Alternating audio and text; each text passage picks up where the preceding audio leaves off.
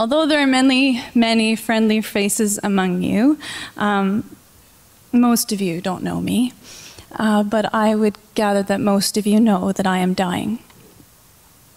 6 weeks ago, I was given the news that my liver and bones are full of cancer.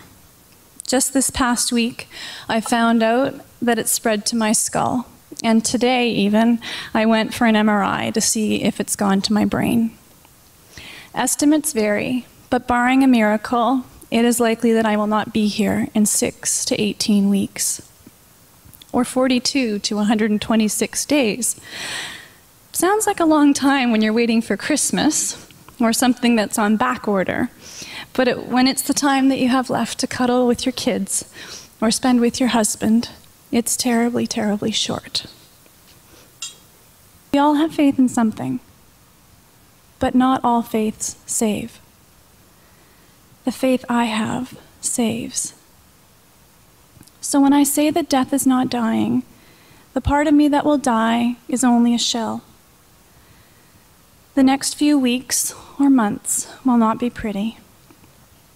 Bone cancer is intensely, intensely painful, and I am already bedridden for almost the entire day, taking 3, sometimes 4 different medications to control the pain.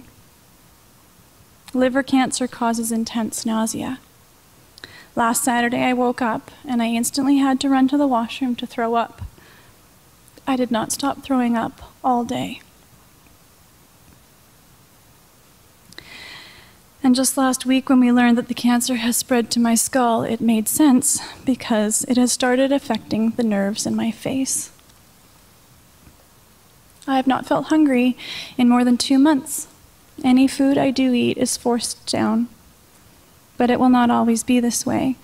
Soon I will become too weak or in too much pain to get out of bed at all. It will become harder and harder to eat and drink.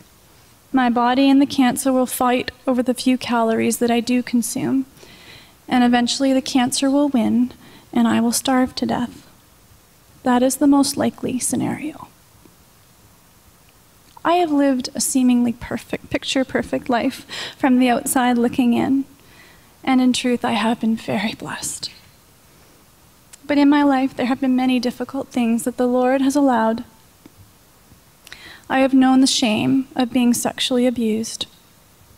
I have made poor decisions in relationships and have hurt others and have been hurt as a result of them. I have known the searing pain of loss with the death of a loved one.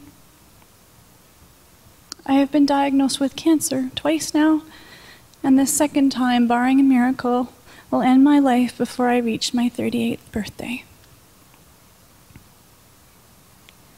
In His providence, God has used the tough things in my life to draw me closer to Him, to show me His great love, and to teach me many things. I have learned that I am not perfect, and I have the scars to prove it, 13 of them. And they serve as a physical reminder of a spiritual reality, that I can never be perfect on my own. I need a Savior. I have learned that the greatest evidence of God's love is seen when I stand at the foot of the cross.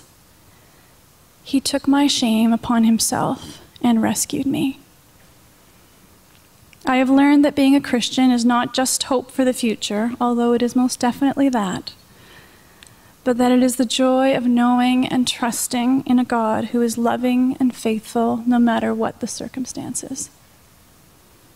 So when I say that death is not dying, death will not kill my soul. It is eternal, just like yours. It is just this physical body that will die, but even it will be raised again, just like Jesus. And it will be better than the one I have now. Like everything, it will be better, because God is going to make everything new. And I know this why? Because I know God, I know myself, I know the gospel, and I know my purpose.